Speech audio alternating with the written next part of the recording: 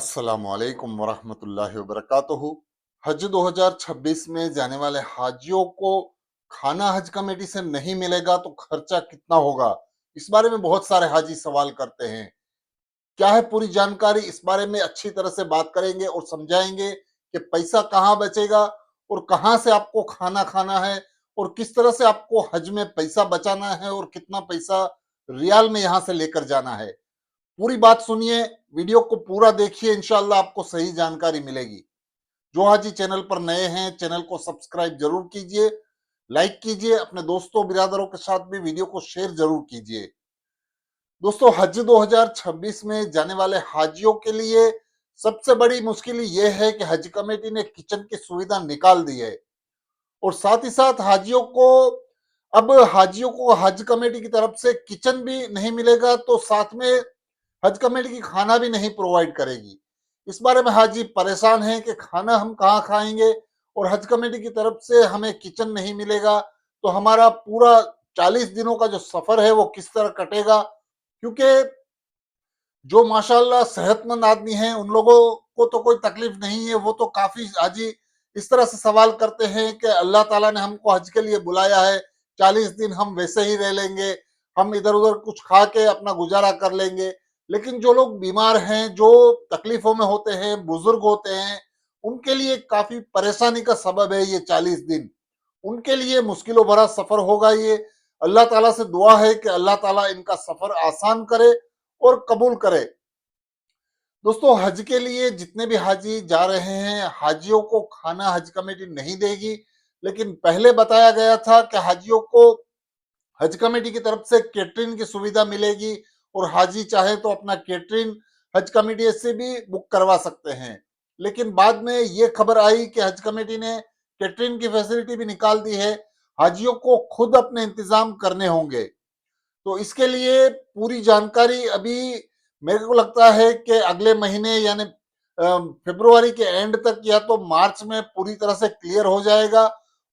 अभी फिलहाल बहुत सारे हाजी ये फिक्र कर रहे हैं कि हज में खाना हम कहाँ खाएंगे। तो देखिए, वहां पर बहुत सारे इंडियन कैटरिंग फैसिलिटी भी होती है। आपकी बिल्डिंगों में भी पूछने के लिए आते हैं कि आपको अगर कैटरिंग की सहूलत चाहिए, 2 टाइम का खाना, 3 टाइम का खाना, तो आप वहां पर खा सकते हैं। अगर इस तरह से आप खाना चाहते हैं तो वहां पर आप उनको बता देना होता है, तो कितने वक्त का आप खाना खाएंगे उस हिसाब से आपको खाना आपके बिल्डिंगों में पहुंचा दिया जाता है। तो ये फैसिलिटी आपको वहां से मिलने वाली है। और सुनने में आ रहा है कि हज कमेटी की तरफ से भी बातचीत चल रही है उन प्राइवेट कैटरिंगों के वालों के साथ कि जो आपको हज में आपकी बिल्डिंगों में खाना पहुंचा सके। अगर आप वहां खाना चाहते हैं तो वहां भी खा सकते हैं, और अगर आप खुद से अपना कैटरिंग वाला बुक करके अपना खाना खाना चाहते हैं तो वो भी कर सकते हैं। तो खर्चे के हवाले से बहुत सारे हाजी ये सवाल करते हैं कि कितना रियाल लेकर जाना होगा और खाने का खर्चा तीनों वक्त का कितना आएगा। अगर आप कैटरिंग से खाना चाहते हैं, आप कैटरिंग की सर्विस लेना चाहते हैं, तो मेरे हिसाब से आपको कम से कम एक वक्त का खाना 15 से 17 रियाल में पड़ेगा। आप कैटरिंग फैसिलिटी लेंगे तो 2 वक्त का खाना आपका 30 रियाल भी अगर आप गिन लें, तो इस हिसाब से आपका भारत में ये पैसा होता है कम से कम 700 से 800 रुपए होता है। इस हिसाब से अगर आप ब्रेकफास्ट करना चाहते हैं तो ब्रेकफास्ट का मेरे हिसाब से 10 रियाल का खर्चा आ सकता है। यानी एक हाजी का एक दिन का खर्चा कम से कम 35 से 40 रियाल आ सकता है। इस हिसाब से आपको अपना पैसा लेकर जाना है, इस हिसाब से आपको तैयारी करनी है। बहुत सारे हाजी यही कहते हैं कि हमारा खर्चा इस बार बहुत ही बढ़ जाएगा। ये हज कमेटी की जो बाद में लाई गई जितनी भी चीजें हैं उस वजह से हमारा खर्चा बढ़ेगा। तो इस बार आपको खर्चा आपका बढ़ने ही वाला है, क्योंकि जो खाने का खर्चा आप गिनती करते हैं तो वो आपका 2 वक्त का भी अगर आप खाना खाते हैं तो कम से कम भारत के पैसों के हिसाब से 750 रुपये आपका होता है। यानी 30 रियाल आपका कम से कम खाने में चला जाएगा।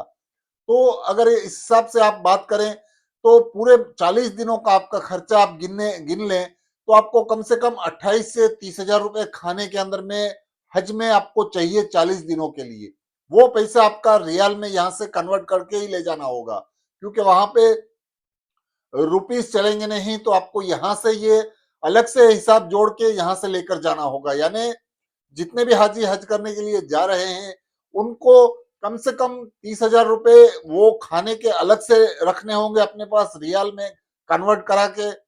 और जो बाकी का खर्चा हज कमेटी की तरफ से, आप अगर हज करने के लिए जा रहे हैं तो जियारतों के लिए आपको जाना होगा, आपको मदीना शरीफ में जियारतों के लिए जाना होगा, और बाकी जो भी आप खरीदारी करते हैं उसका पैसा आपको साथ में रखना होगा। एक चीज का आपको खास ख्याल रखना है, मैंने अगले बहुत सारे वीडियो में भी बताया है कि आपको टैक्सियों को अवॉइड करना है। कम से कम आपको टैक्सी में सफर करना है, जिससे आपका पैसा बहुत ही बचेगा। खास करके उन 5 दिनों में जहां पर हज के अंदर में 5 दिनों में बसें बंद होती हैं, उस वक्त ज्यादा से ज्यादा आपको चल के जाना है, और ज्यादा से ज्यादा आपको चलने की ही जहां पे होता है वहां चल के जाना है। बहुत सारी जगहों पर टैक्सियां भी नहीं जाती है, वहां तो आपको चलना ही है। और दूसरी सब जगहों पर भी आपको चलने की जितनी प्रैक्टिस होगी उतना आपको आसान रहेगा, क्योंकि हज में 5 दिनों के लिए जो टैक्सी के दाम होते हैं वो 400 से 500 रियाल छोटे से छोटी जगह पे जाने का भी मांगते हैं। तो आपको आपका पैसा बचाना है तो आपको ये चीज ख्याल रखनी है कि आपको बिल्कुल भी टैक्सी नहीं लेनी है, और ज्यादा से ज्यादा आपको वॉकिंग करनी है, तो आपका पैसा बहुत ही बचेगा। और साथ ही साथ आपको यहाँ से ब्रेकफास्ट के लिए जितना हो सके उतना आपके लगेज में लेकर जाना है। इसके अंदर में आपको सबसे ज्यादा बिस्किट्स हैं, जो रस्क है, टोस्ट आते हैं, वो आपको यहाँ से लेके जाने हैं। स्नैक्स है वो आपको यहाँ से लेकर जाना है। और चाय के लिए अगर आप चाय की तलबदार होते हैं, अगर चाय के आदी रहते हैं, तो चाय के भी लिए आप यहाँ से भी लेकर जा सकते हैं। जैसे कि आप डिप चाय के पैकेट लेकर जा सकते हैं, शुगर के पैकेट्स आते हैं वो भी लेकर जा सकते हैं, और मिल्क पाउडर भी आप लेकर जा सकते हैं। वहां पर मिल्क की बोतल भी मिलती है, वो भी आप लेकर ले सकते हैं वहां से। तो ये आसान तरीका है। बनाने के लिए भी मैंने पहले बहुत सारे वीडियो में बताया है। बनाने का आसान तरीका ये है कि हर बिल्डिंग के अंदर में, हर फ्लोर के ऊपर पानी के डिस्पेंसर होते हैं। उस डिस्पेंसर के अंदर में गर्म पानी आता है, ठंडा पानी आता है। गर्म पानी से आप चाय बना सकते हैं, और इसके लिए आपको गर्म पानी लेके उसके अंदर में डिप चाय बना के आप कभी भी पी सकते हैं। तो ये बहुत ही आसान तरीका है पैसा बचाने का। जो मैंने बताया है वो 2-3 चीजें आप अगर ख्याल रखेंगे तो आपका पैसा हज के अंदर में बहुत ही बचेगा। एक तो आपको मैंने बताया टैक्सी अवॉइड करनी है 5 दिन के लिए, जो हज के 5 दिन है उसमें आपको टैक्सी नहीं लेनी है। और दूसरा, ब्रेकफास्ट का जितना हो सके आपको पूरा स्नैक्स वगैरह जो भी है वो यहाँ से लेकर जाना है। और तीसरा, आपको मेन इंपॉर्टेंट ये है कि अगर आपको व्हील चेयर की जरूरत है तो आप व्हील चेयर यहाँ से लेकर जाएं। और अगर आपको खुदा ना खास्ता व्हील चेयर की जरूरत वहां पे पड़ती है तो आप मक्का शरीफ में भी ले सकते हैं, वहां पे मिलती हैं व्हील चेयर, फ्री में भी मिलती हैं, रेंट पे भी मिलती हैं। वहां पे भी आप लेकर खुद चला सकते हैं, या तो आपको साथी चला सकता है, तो आपका पैसा बचेगा।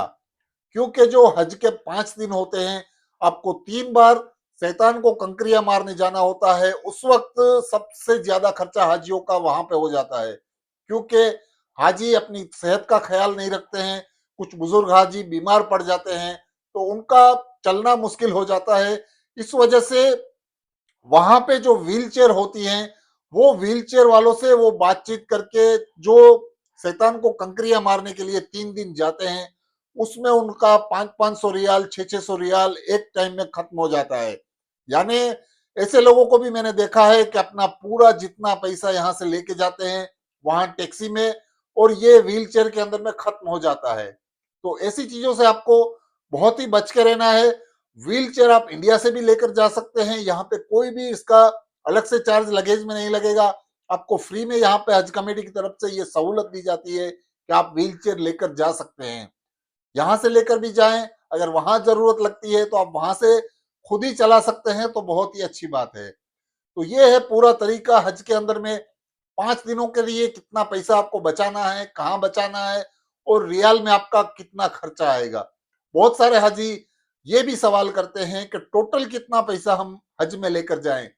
50 से 60 हजार रुपए के रियाल आपको वहां पे खर्चे के लिए लगेंगे।